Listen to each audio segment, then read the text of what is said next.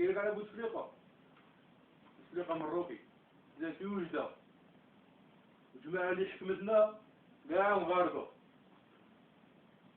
شكيب خليل، شكابة وهربة، الإخوان دراهم سوناطراك بترول، فضيحة سوناطراك واحد، سوناطراك اثنين. شكيب خليل مغربي. لكم حاجة، بن بلة قبل ما يموت، بن بلة أول رئيس جزائري، قبل ما يموت قال لهم أنا مغربي. لا ضرب صدره وقال لهم أنا مغربي. بومدين الله يرحمه. علاش دار الإقلاب؟ على جماعة وجدة، على جيش الحدود. قتلوه بومدين.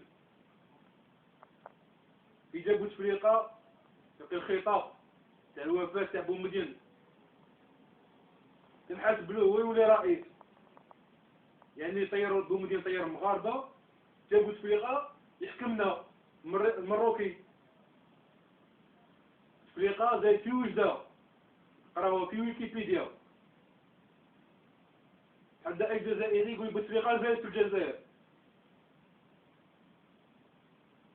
نزيدكم حاجة، بومدين قتلوه.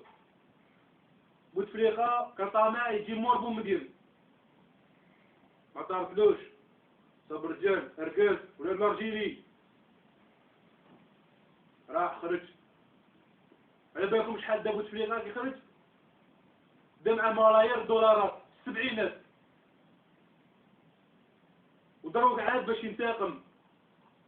بوتفليقة رجع ينتقم من الشعب الجزائري.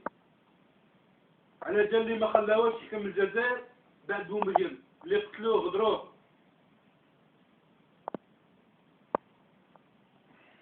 هاو 15 سنة واش دار؟ سرقة، نهب، فساد. هاو راح عبد العزيز سوك يجيكم السعيد، راح الجزائر. فرنسا قعدت 130 سنة ما هبطت لكمش الثروات. جابوا بوتفليقة هبط لكم الثروات. لا شوفوا حالته دروك راه غايدير لي كوش، راه عكون باراليزي. مازال ربي يخلص.